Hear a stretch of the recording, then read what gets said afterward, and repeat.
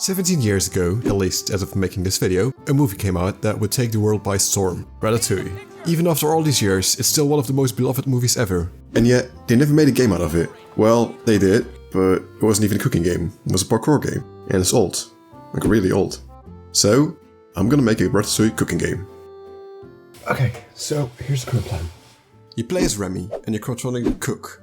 Just like in the movie, your goal is to cook and to complete orders, but this plan might change. So now we have an idea for the game, but before I can actually make it, I have to make sure the game is actually fun. So how do I do that? Well, I make the shittiest version possible, which means I can only program mechanics, add no art at all, no effects, no sounds, nothing. The only thing I'll be able to use are these default objects in this list, and this random pots that I for some reason made. I can also use that. Yeah. The first step to making most games is giving the player the ability to move. So with just a little bit of magic. Well, that sucks. The next thing I did was make a map, because it needs a simple kitchen to walk around in, which I made. So now the player is able to move around, and we basically have like a really boring walking simulator. So what's next? Well, since we're making a cooking game, we need to be able to grab stuff. So how will we do that? Well, there's two options actually. We could just animate the arm reaching out, which would take like 10 minutes. Or we could code it all using inverse kinematics, which would take like 2-4 hours or something. So I used inverse kinematics. But what is inverse kinematics actually? Let me explain. Let me just get some skeletons out of my closet real quick. Oh, that's kind of scary. Let me just put your ass inside. Okay, there we go.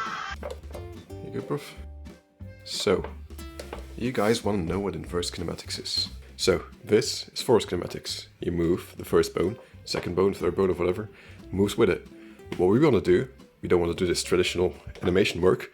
We want to make it so that when you push this, you have a target, and the arm follows it. So this is inverse kinematics. It actually tries following it, right? Sick. Okay, after implementing everything, we can now move our arms. So now we just have to shoot a laser out of our eyes to see what we're looking at and just see if we can grab it and then grab it. But since being glued to whatever you touch isn't fun, especially not if it's your dick, you can also drop it now. Last thing we need before we can actually see if the game is fun is making cooking. So how do you cook? Yo, 1 second, got a call. Yo, what's up? You clearly wrong. Okay, don't know wrong who you're number, talking buddy. to, so let me clue Okay, you in. bye. Okay, so since this explanation would be very boring, let me just say it like this.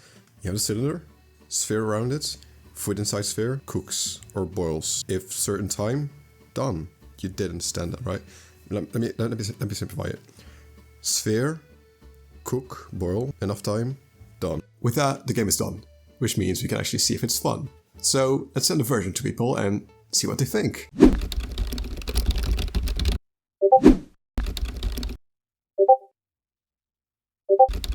Okay, looks like the game is fun, which means we're done implementing mechanics. We do need to do something about these graphics though, so let's implement some.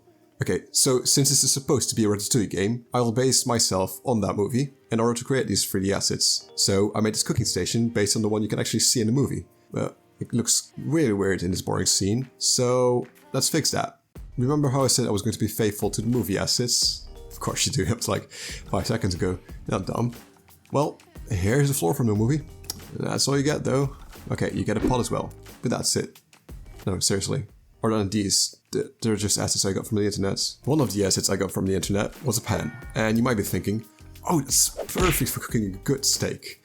But no, that's what we have our hands for. This pan is purely for aesthetic reasons, and for hitting rats, but that's for later. Speaking of steaks, we need more food.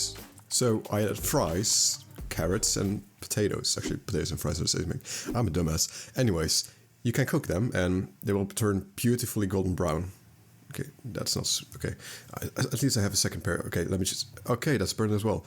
Okay, I have carrots burning. Let me just check. Okay, fuck! So, you remember how I said the prototype would basically be a fully functional game with other than the aesthetics, right? Well, I lied. The game is still missing some very important things, and without it, it'd be like skiing off a ramp without a landing point. Which is like a terrible metaphor.